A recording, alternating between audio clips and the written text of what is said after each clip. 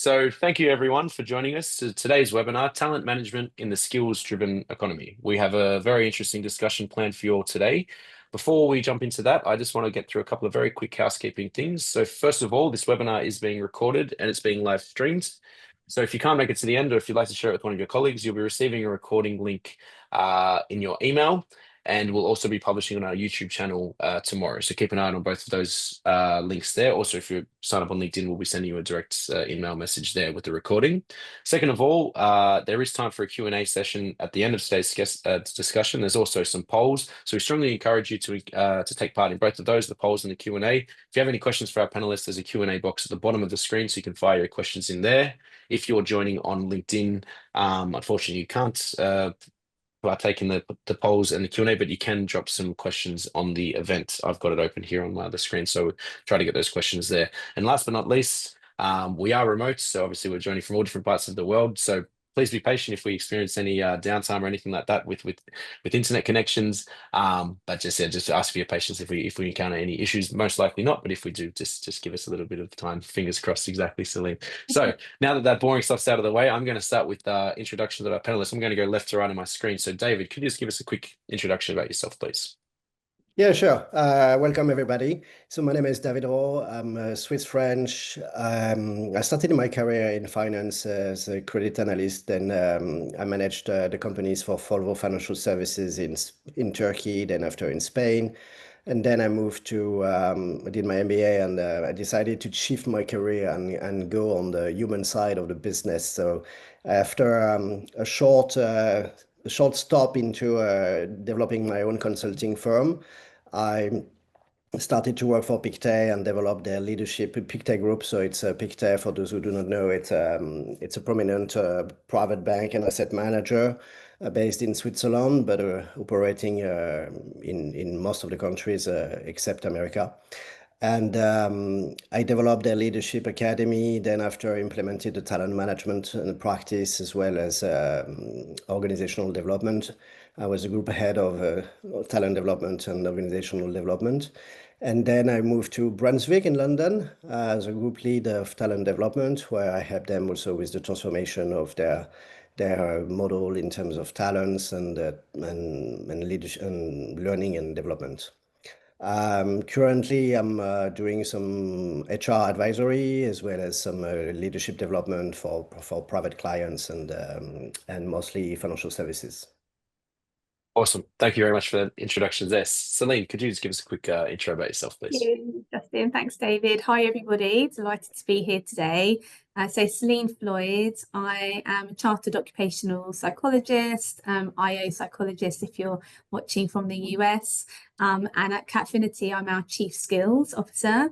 I've been in consultancy for a couple of decades, work at a few different places, but for most of my career have really been supporting typically larger global enterprise organizations with their end-to-end talent agenda. For the last few years, I found myself drawn more and more into the skills world and the building of skills-based organizations. Catfinity, for those of you that aren't familiar, we're a software company that supports organizations, again, across, gone very fast, across the people agenda. I'm dialing in, as you can see, from our London office, which is our HQ. We have got offices in America and Australia, and supporting about 250 clients out of 80 countries at the moment. And the thing that gets me up in the morning and why I'm so excited about this conversation and why I find myself in this role of Chief Skills Officer advising lots of organizations on how to unlock skills is the unlocking of potential at scale. So very excited to be alongside you today, David, and bring our collective insights together in what is hopefully a useful conversation for everybody listening. Thank you, Justin. Thank you, Celine. As am I. Yes, we do have a very interesting and packed conversation to get through. But before I do that, I'm actually going to launch the first of our 3 polls, which is going to be appearing on your screen right now, referring to where you are basically in your skills-based journey. So the question here is, where is your organization currently on the journey towards skills-based talent management? Just starting out, piloting in certain areas, scaling across functions, fully embedded, or unsure. And of course, I believe our panelists can vote in this one as well. This is going to open up the first portion of our conversation and give us a bit of a better understanding of who we're talking to today. And as those questions are coming in, those poll results are coming in as well, just a reminder, at any time, drop a question in the Q&A. We do have some time reserved at the end to get to those questions if you have anything for some reason we don't cover in today's discussion. Okay, I will end the poll. Not quite all of you have voted, but there's 2 more to come, so you'll get another chance. Oh, 1 more. Okay, can end the poll. Share the results. They should be appearing on your screen right now. So where is your organization currently on the journey towards skills-based talent management? It was pretty close between the top 3, but 34% of you voted for piloting in certain areas. We had votes. Second highest was just starting out, scaling across functions, some votes even for fully embedded, and of course some votes for unsure. So a pretty mixed bag, but roughly kind of in the starting stages of this skills-based journey. But that will actually open us up to our first question for you, Celine. We were talking about urgency. So why now? What's the urgency behind this shift towards skills, in your opinion? I think that poll's really interesting, and it definitely aligns with what I'm seeing in the market more generally. I think there's a few things contributing to the urgency. I think we're all aware we're in an unprecedented era of volatility from all angles, geographically, politically, economically, technologically. And I think that's putting pressure on every organization in every industry, to be honest, to really dial up the level of agility that organizations can work with and to remain competitive and to remain afloat. And I think it's really pushing the need for especially talent internally, the ability to be able to move talent around, to reposition talent on different tasks, on different projects, different locations, whatever that might be. And of course, to be able to do that quickly, you need to have a really good handle on who people are. I think the other piece is, of course, the well-documented skills shortage that we're facing. And I think that's requiring us to look beyond the cover of people, right? To look beyond what they've maybe been doing within an organization for a period of time, or the qualifications that they hold, or the training that they've done, to actually what other skills do they have that can help us plug this skills gap. And I think, of course, what are we, 8 minutes in and we're mentioning AI? I think AI is definitely a driver. It's changing the world of work at a really drastic pace, and it's changing the role of a human, within organizations, in some ways in a daunting way, but in other ways in a really exciting way. And as a psychologist, I find that really kind of exciting. And so, I think all of that taken together is opening up organizations' eyes to the possibility of looking at the human in the organization in a different way, and skills being the currency for driving up agility and therefore competitive advantage in the face of all this volatility.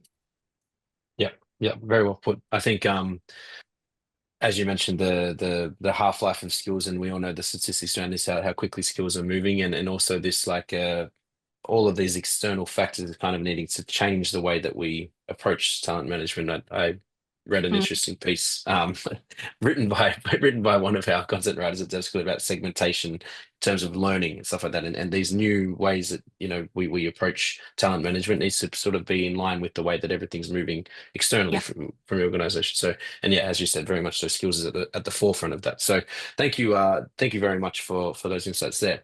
David, I wanted to talk to you a little bit about sort of the early steps. As we saw in the poll, we see a lot of our audiences at the beginning stages of this journey. So what is some advice on the first steps sort of towards moving towards a skills-based organization? Yeah, to those who have not yet started, my recommendation is to ask yourself 3 questions. First question would be, what would be the cost of remaining in our current model? in terms of retentions, in terms of skills gap, efficiency, adaptability, mobility, you name them. The second question, what would be the benefits and gains in moving into a skills-based model in terms Mhm. of faster jobs, mission matching, improved engagement, career pathways, more accurate workforce planning, reduced talent acquisition cost? You need to calculate how much you would benefit from moving into this model. And then the third question is how ready and willing are we to change our organization and implement a model that requires to review our systems and our organization. And I think Celine is going to talk about it a bit later. Um, so to clarify this return on investment, you should think about the impact on the various departments, on your culture, and the investment that will be required, Mhm. because then you can compare it to the cost of opportunity and the benefits and make your ROI clearer. And by making it clearer and crystal clear, then you are able to start to go on a tour in the business. I mean, here I'm talking about to HR professionals mostly. Mhm. Don't stay isolated into your HR functions. I mean, go on a tour in the business, ask these questions, build the business case first.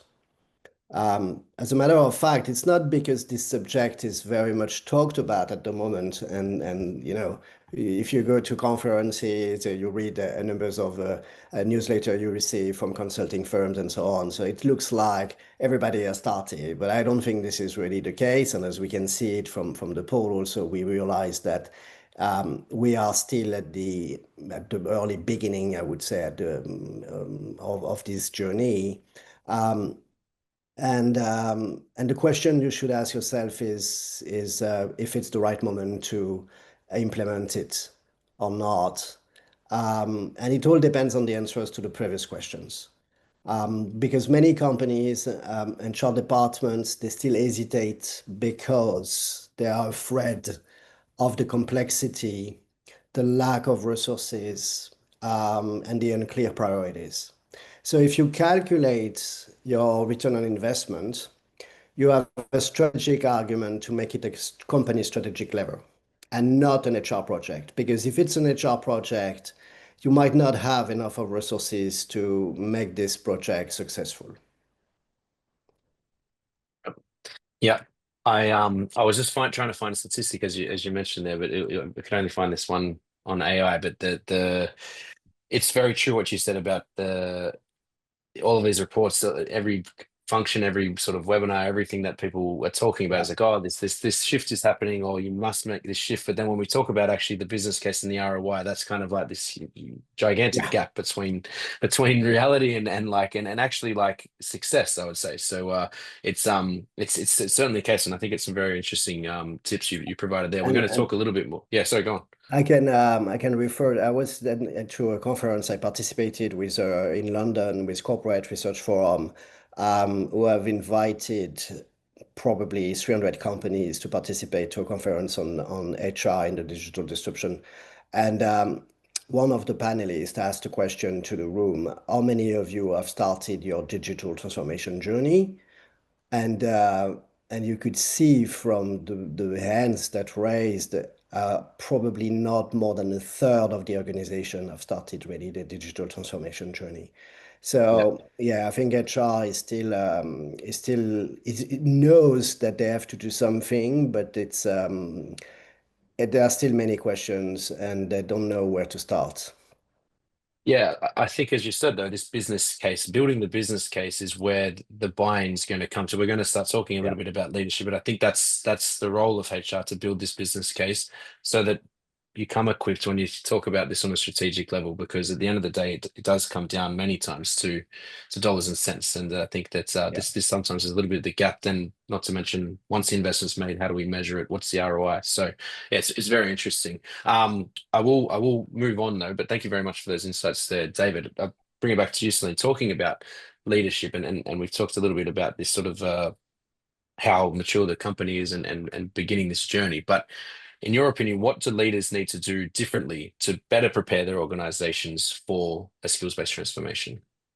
Yeah, thank you. And just briefly on the getting started, I like really echo everything that you were saying. I really agree with everything you were saying, David. And I think what I'm seeing is, and I know we'll get into more detail on this shortly, is that, different organizations are starting in different places, depending on, where they've got the easiest door to push. And I think that's the key. That's the key thing as well.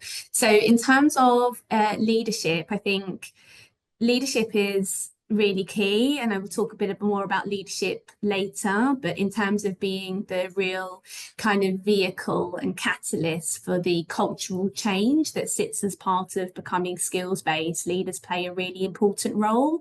And I think you underestimate the upskilling that you need to do of leaders in this space at your peril. Yeah. I think one of the key things that leaders need to be doing in an organization that's wanting to become skills-based is very fundamentally look at their people in a different way. As I mentioned at the top of the session, the skills to actually work, you need to be able to see people as more than what you see on the surface, as I said, so looking beyond the qualifications or the training, or even the role that someone has had so far, and even the reputation that they've had. It's just being really more generous of spirit and really buying into this notion of potential and everybody having potential, and that potential might be actualized in a way that you haven't imagined before for your people.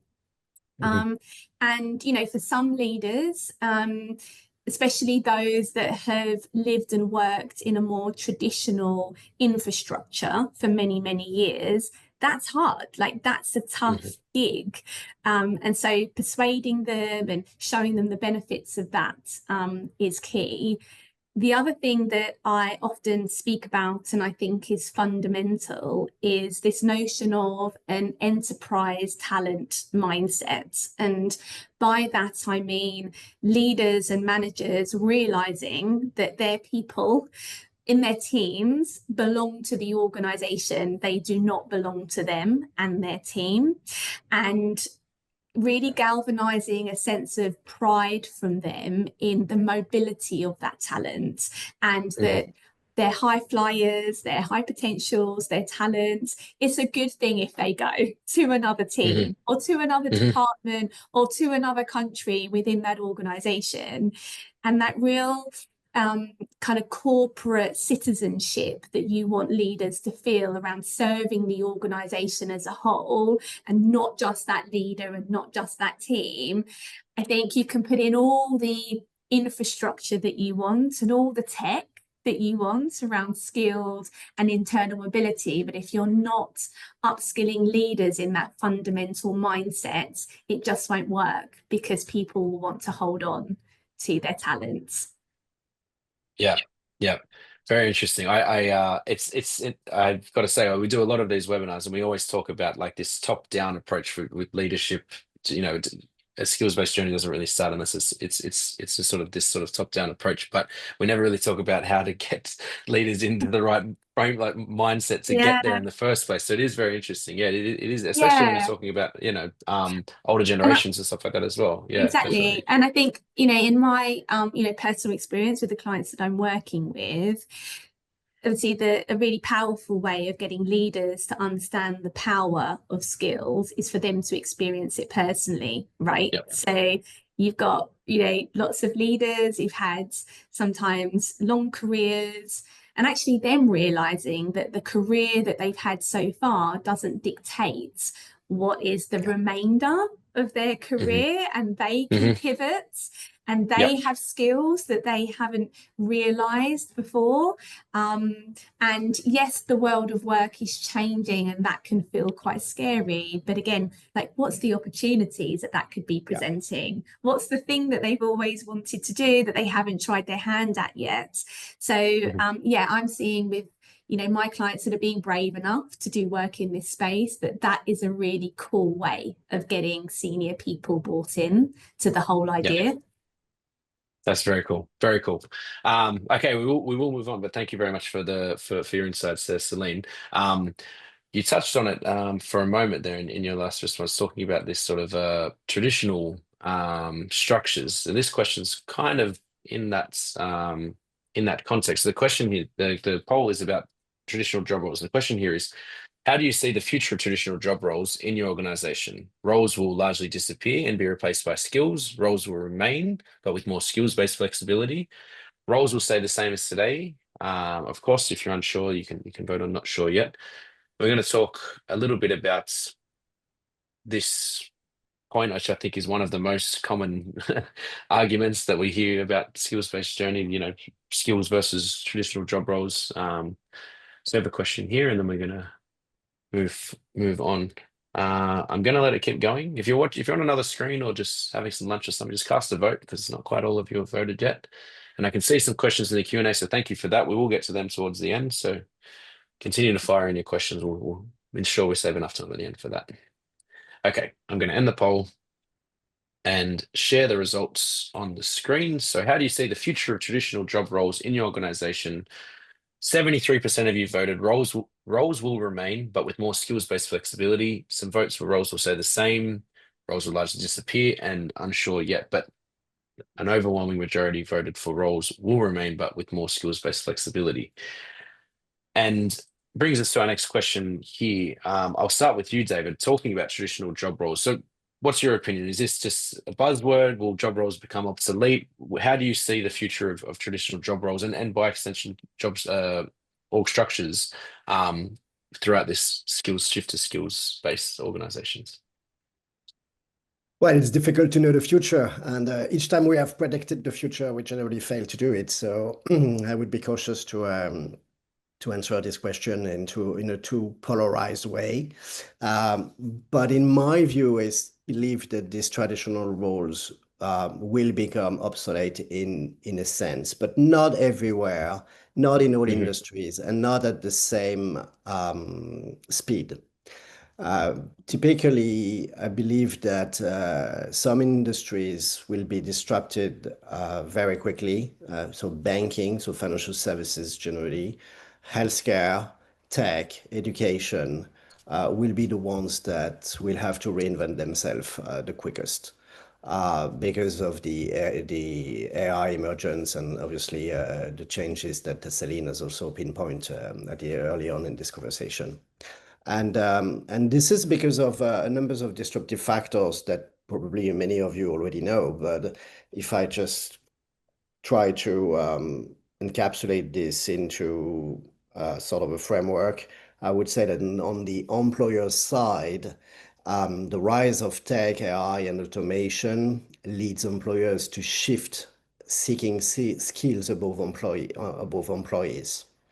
And if I refer to a World Economic Forum survey that was, I think, was in 2023, where they said that all companies are looking for the same critical skills, which are emotional intelligence, people management, critical thinking, and creativity. And in this survey, they didn't touch on the digital skills, which I think also are obviously very important. And it is expected that by 2030, jobs will change by 60%. So we can forecast that even if it's not 60%, it will be to a magnitude that will require obviously employers to shift their model. The second for employers is that demands for new skills rise across sectors and companies.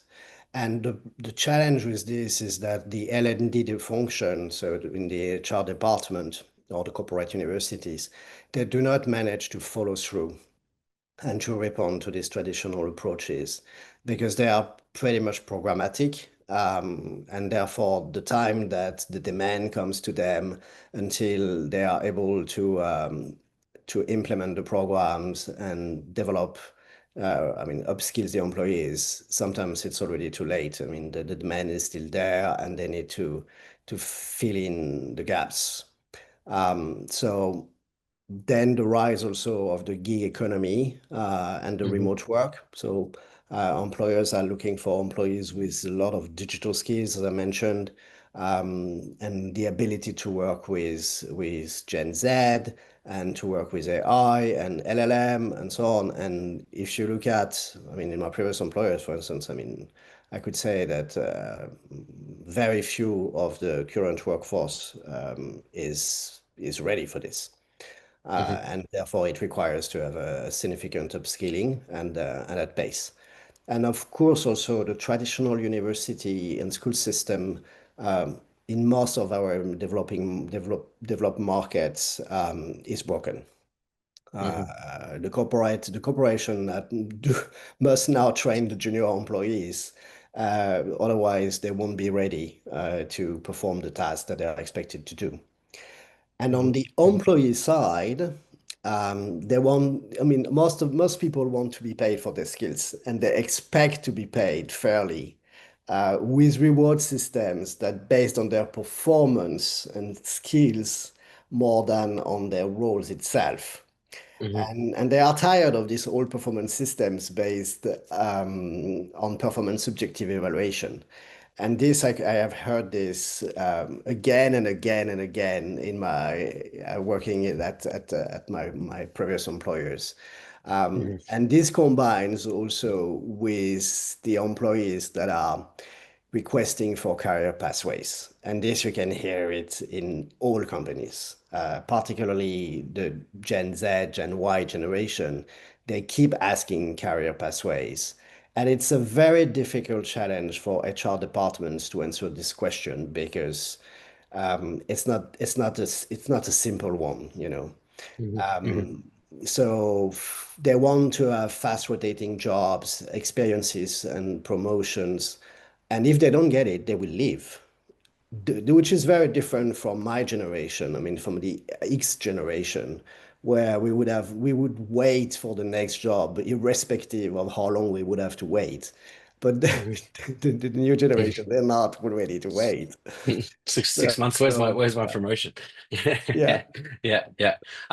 Thank you there. So Celine, did you have anything to add on this point? Yeah, as you see, I was like nodding vigorously, David, when you were talking. I think I agree with all of your points. I think, look, this isn't going to happen overnight. I think we've seen this, right? You know, Catfinity were founded in 2005. We're nudging on, it's our 20-year anniversary next month, actually. We've been in this business for 2 decades of getting people to think about humans and their potential in this way. Yes, the last couple of years have been phenomenal, actually, in this language and this ambition becoming more mainstream. But the poll at the top end, David, what you're seeing at conferences really echoes what I'm seeing, you know, when I'm out and about. We're still in the early stages, and this is Hmm. Yeah. complex and this is huge. And I agree, it really does differ across industries. And some industries, I agree, will have to make the leap quicker than others. When I was answering the poll, it was interesting, Justin, because I was desperate for a time span on it, right? Like Okay. I think this is interesting to see that most people picked the second from the top. And I Yep. think that's where we will be for the foreseeable. But Agreed. in my like if in my gut, if I'm honest, I think if we imagine the world, I don't know, you're right, David, who can predict the future? But if we Hmm. think like in a few decades' time, I do believe that this is where we're headed. And it's a revolution in that sense around how we work as a species, how we Yep. contribute, you know, how we, the world of work is changing. And I think a lot of what we see in traditional organizations will, across industries, I believe, be completely obsolete. But I think it will take absolute like generations for it to actually come through. I've got, you know, it's calming down a little bit, but I think this time last year I had so many heads of talents and CPOs saying we need to be skill based by next year. And Yeah. I'm Yeah. going, Okay, Yeah. let's just unpick that a little bit because it's not with all the ambition and will in the world, I don't think it's feasible because you're talking about so often think about it as a plate of spaghetti, right? You pick up one bit of spaghetti and everything else comes with it. And that's what becoming skills based feels like a little bit. Everything's so interlinked and it can be quite complex and you're talking about people and cultural change and that's the bit that takes the longest. Yeah, I have to agree with both of you. I think the only last thing to add, I think, would be this sort of current maturity level, because we see this with our customers as well. Like some customers come in ready. There's been this sort of process leading up to this transition, whereas others, and this happens many times as well, is just say, well, we're not ready for that. So I think in Yeah. this context of this like decades long or generational long shift, I agree with that. But I think it also in talking about today, I think it's having those building blocks in place to at least start it to make it work, and that's where we see the differences, at least from our perspective, in terms of the maturity level. Yeah. Yeah, Yeah, yeah, I agree. And one Yeah. thing that I keep saying every day at the minute, multiple times, is like get started. And I know you yeah, both touched exactly. on that before. Like you have to do something. Like that's unequivocal. You need to take a leap. You need to do something, try something. Um, yeah, building blocks is, I think, a brilliant, brilliant way of unpicking it. Yeah, Yeah. yeah, for sure. We will move on because we're a little bit behind schedule, but that's okay. I wanted to talk to you, David, about skills data. So basically, we've sort of, I think we're building up to this point when we get to something that's actually tangible for managers specifically. So what can managers do to utilize skills data for different functions like succession planning or team growth or career paths, as you touched on? Yeah, so the skills data, they allow through different set of dashboards to take on numbers of decisions, such as investing in some specific talent pools, but also to take decisions on succession planning. But everything depends on the level of maturity in which you are moving to. So I'd like to answer this question in diving into the different models that exist in terms of Sure. skills-based organization, because I think it helps to answer this question. So the first model, or the traditional model, is the fixed model. It's based on the job, it's a job-based structure. And it's quite relevant when the work and skills required are relatively stable. Um, this is what we have seen until now, I mean, this fixed-based model. Then workforce planning and succession planning is easy to control and predict. So for example, in a bank, you will have a client relationship officer that will be placed into a succession plan of a banker or a relationship manager. In a professional service, it's an associate that is placed into the succession plan of a director for a specific practice. And in this model, we predict that the job will remain relatively the same. So the skills, we know what kind of skills the person needs to develop and to grow into to be able to take on this job. Um, and then you have the second model, which is the flexible model. And the flexible model is a model where most employees are still allocated to a fixed job because of work volume or skills dedicated to a job, for instance, but the talent can flow to a specific challenge as needed. And this we can see it growing in many companies. And it also relates to the expectations from the talents to be able to acquire new skills on the job, which are complementary to the ones that they already developed. And such Mhm. roles emerge from internal marketplaces where regular job holders take an additional project work. It seems quite easy to implement, and it's already embedded into many ERPs. However, a few companies have already activated this functionality, and even if they have, the big challenge that they have is to identify the skills of people and to assess them, to be able to then put it into the internal marketplace. And for Hmm. example, I can say that like corporate functions such as finance, HR, compliance in a bank, or it could be the IT functions particularly, and to some extent in professional service will be the consultants or the lawyers between mandates. So with this internal marketplace, you allow people to stay on their job while developing through different missions and short-term mandates. And the Hmm. planning starts to require a flex model of job-based and skills-power workforce planning. In the solution that is required to be able to move into this model is of course your traditional ERP HR system, and this is where this is necessary to invest into a AI-driven marketplace and a skills-based solution such as the one that you are proposing, Justin. Hmm. Skills that are built up to allow advanced decision making, succession planning, uh, short-term assignments, and internal marketplace.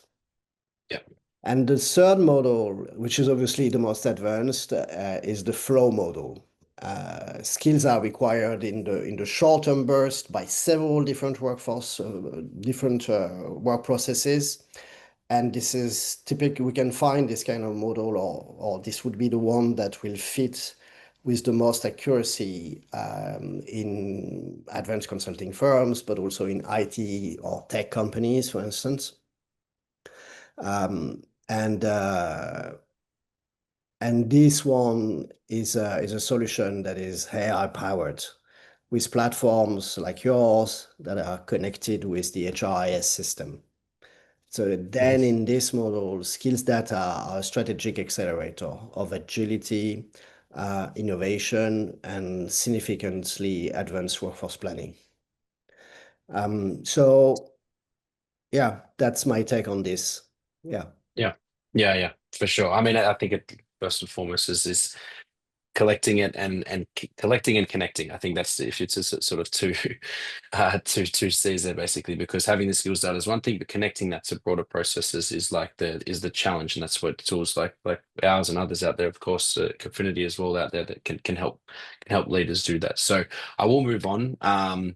We touched on this, Selena, a little bit, but thank you Mm. so, of course, David, for those sentiments there. We talked a little bit about this idea of strategic and sort of shifting this Yeah, the skills-based journey to a strategic level. So what advice can you give for organizations to sort of yeah. move these whole skills-based thing from HR-led initiatives to a more strategic level on the board? Yeah, yeah. I think it's really key. I've just launched on my LinkedIn page like a skill series. I've got different HRDs talking about what they're doing, and one of my clients, her episode comes out in a couple of weeks, described it with such eloquency that I got goosebumps. And she was essentially saying that, like this is so fundamental that this becoming skills based, like just fundamentally, like it isn't a HR initiative. It's a complete strategic enabler across the entire organization. Yeah. And it will only work if it's being seen that way. So I think, tips, things that I'm seeing working really well, inclusive of big complex organizations. Like first is get all people, team, parties around the same table, right? So I've seen quite a few examples of this sitting within strategic workforce planning, or this sitting within leadership, or this sitting within talent. And like even within the people team, you need to be role modeling this interconnectivity and how everything sits together. So the representatives of the entire people function around one team in the first instance, first thing to do.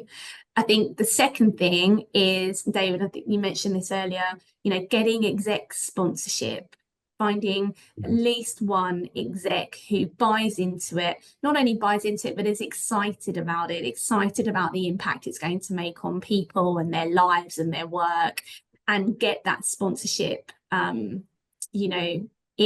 think is really key. And just finally, I think I often think about like three, this always operating at like three levels. There's three levels always at play here to make all of this work. And I think when you spin these three plates all at once, it's also a trick for making this a kind of strategic imperative rather than HR. Like one is like the individual. What are you doing with the actual humans in your business to help them think about themselves in this skills-based way? Second, we've already touched on is the managers and the team leaders. What's their role? How do they relinquish talent? How do they talk about skills? And then the third is the organization, like the broader kind of infrastructure. And I think you need to be thinking about all three of those all at the same time and demonstrating the ROI of thinking in that way on those three layers, and having that like woven through the whole agenda. It almost becomes impossible then for it to be seen as exclusively a HR initiative. This is a whole ecosystem, a whole infrastructure piece. And it goes from being an item on the exec's agenda, item 9, to being not even an item, because This it's is just, our it's just yeah. actually cultural transformation. And then the items on the agenda are in service of that transformation, right? This is our whole identity, basically, right? So Yeah. this is the idea. Yeah.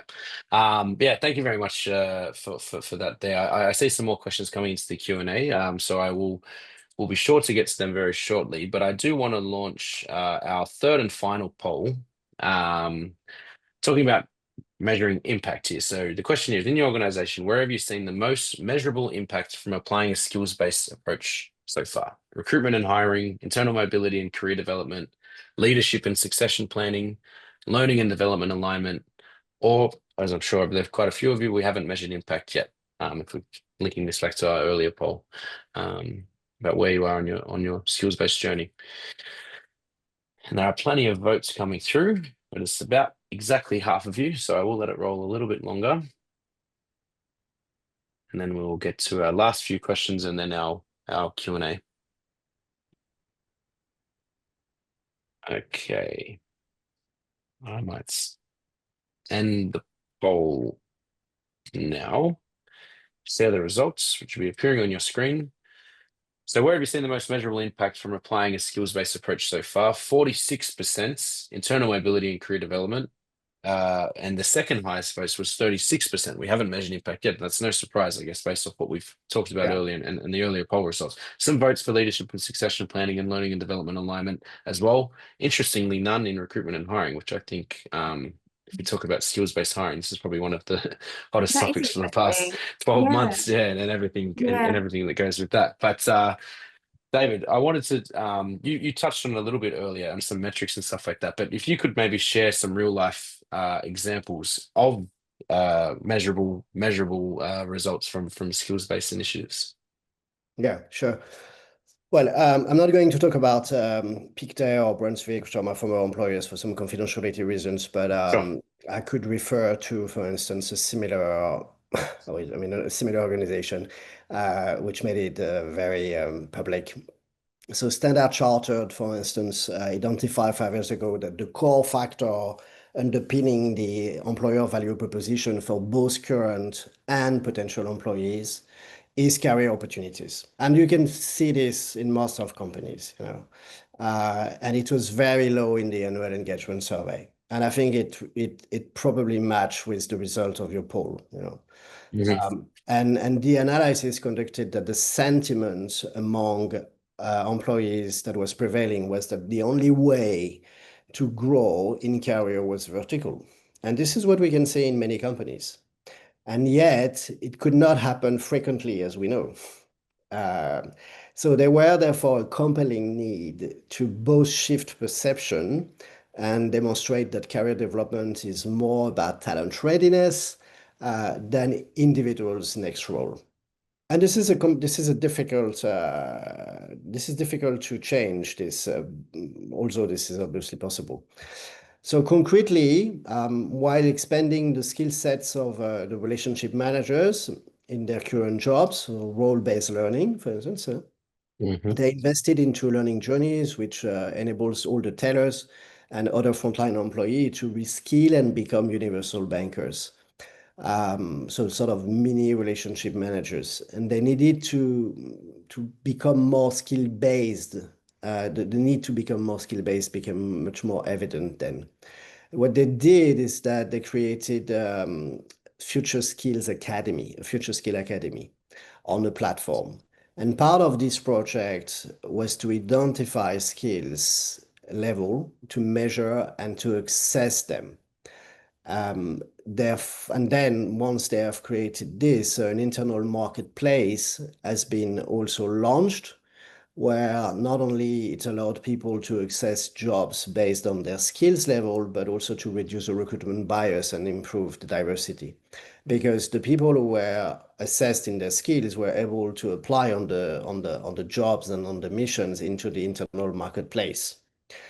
So this is something we see relatively frequently into companies who are moving towards these directions. And the result, for instance, that they got at Standard Chartered is that more than 6,000 employees signed up into the platform and gave them access to 300, if I remember correctly, 300 gig opportunities in the first Hmm. year. And the other results that came very concrete as a result of this is that the annual engagement survey, so its score rising in the career opportunity questions. Although only 300 people had the opportunity to get a short-term assignment and the next job into the internal marketplace, still the sentiment of the employees have risen quite significantly. Hmm. Hmm.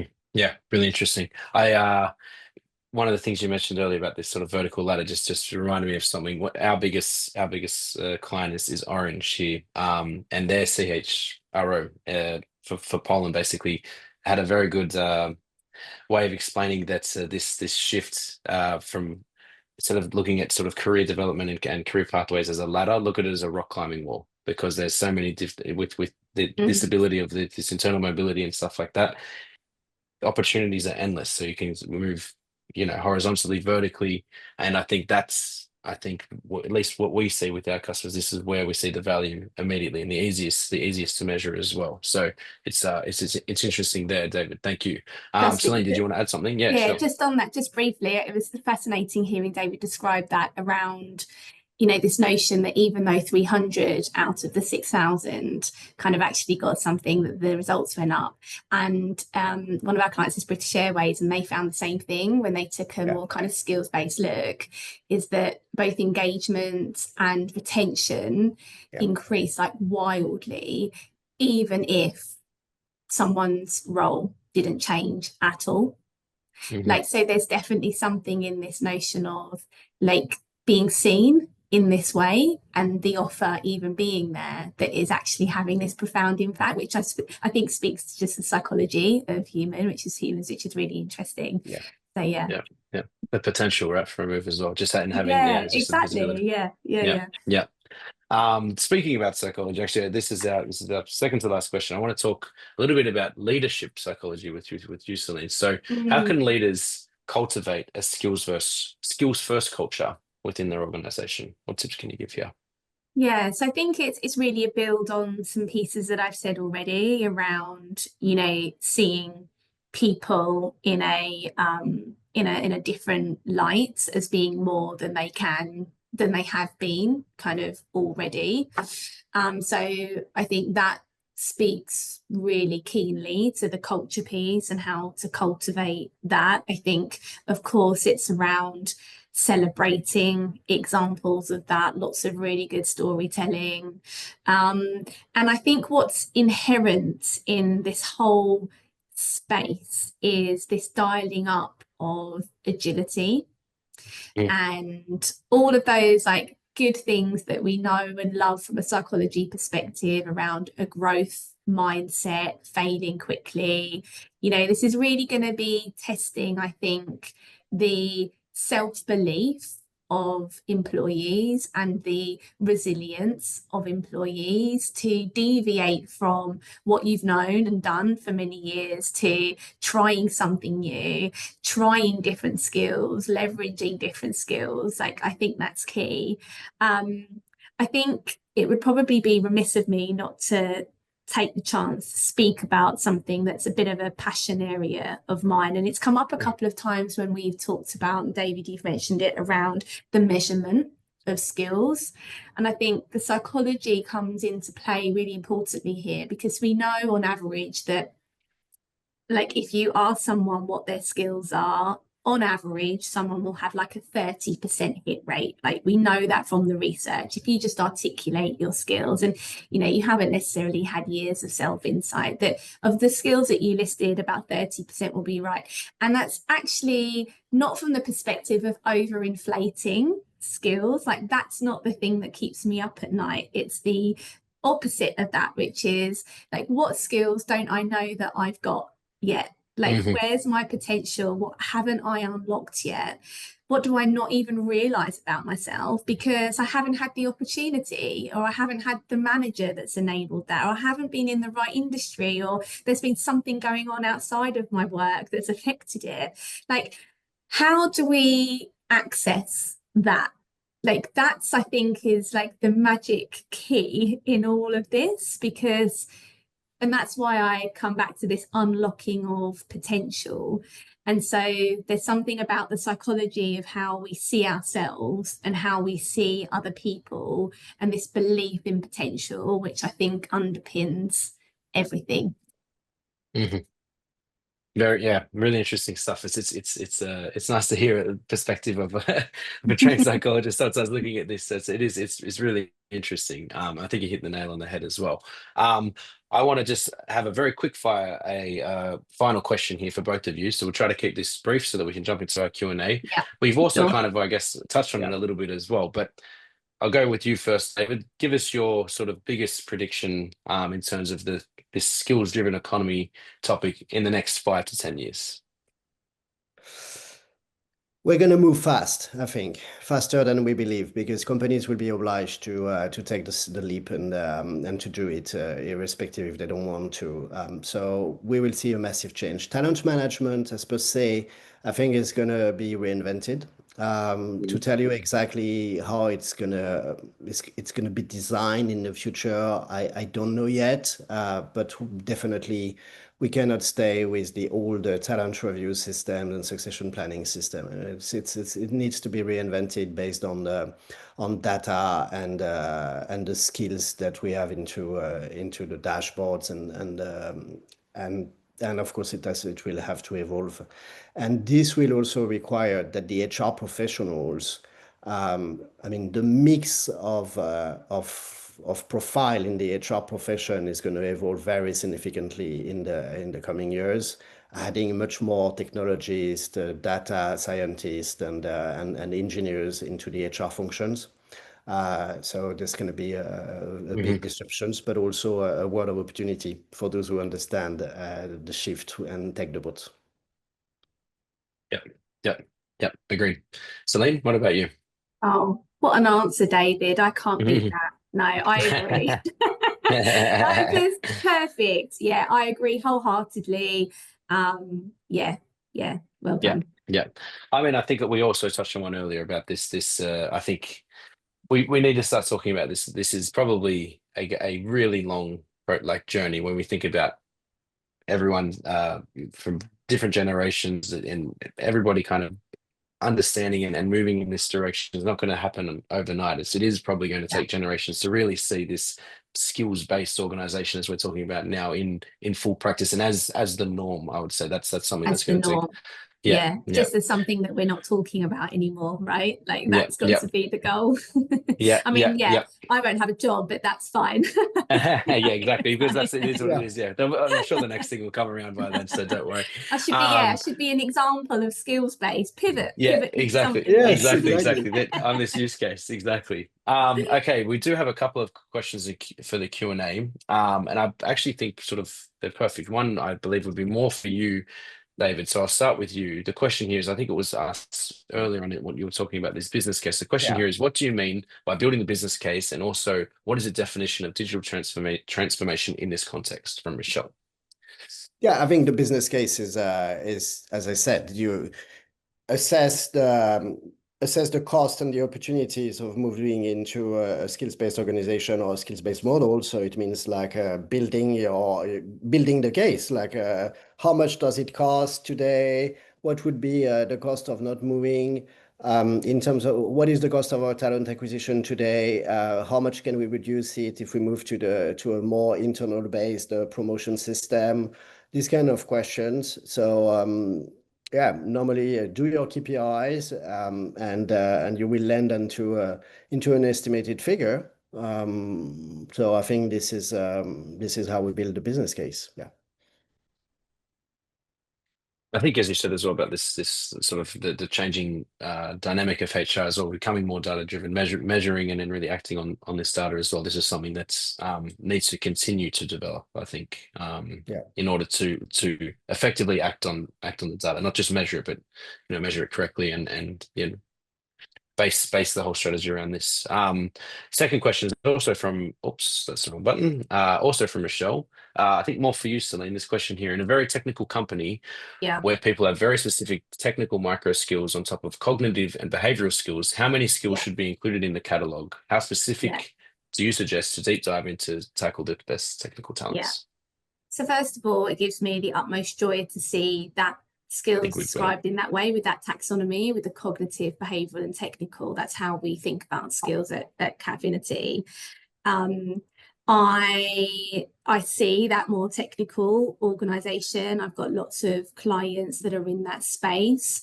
And I think what's interesting, just briefly, is even with those very kind of technical based organizations, there is a definite shift away from looking at those technical to looking at the behavioral, because the technical, even those technical organizations, are still changing really quickly, and we know that it's the behavioral that can give you that sustainability. However, I do completely buy the need to still look at technical.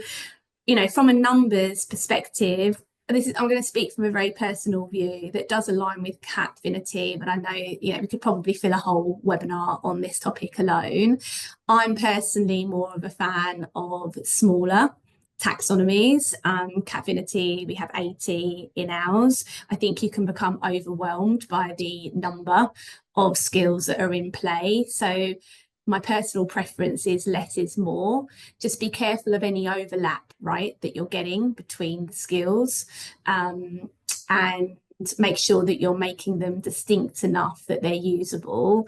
I often think about it in terms of like Lego bricks. So like each Lego brick needs to have its own distinct identity, and then it can go on top of another Lego brick, but you can't merge the two Lego bricks together.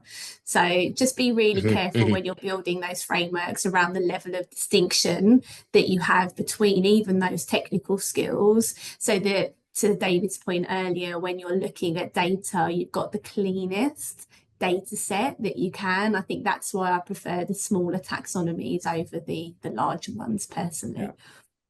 Yeah. Sure.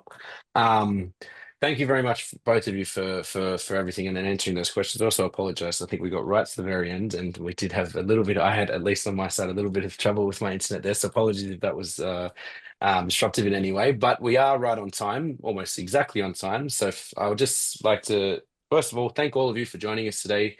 I hope that we've been able to share some valuable insights. As I mentioned at the top, we have recorded this, so you will be receiving a link to that recording, so check your email for that. Also, it'll be on our YouTube channel, on the DevSkiller YouTube channel. And a big thanks to you, David and Celine, for your insights shared there. I think we could keep talking about this for another couple of hours, but we want to stick within the hour slot. So thanks so much for your insights, and everyone have a great rest of the day. So thank you all. Yeah, thank you Thank very you, much, Justin. Justin. Thank you, Celine. Thanks, David. Bye, everybody. Bye. Take care.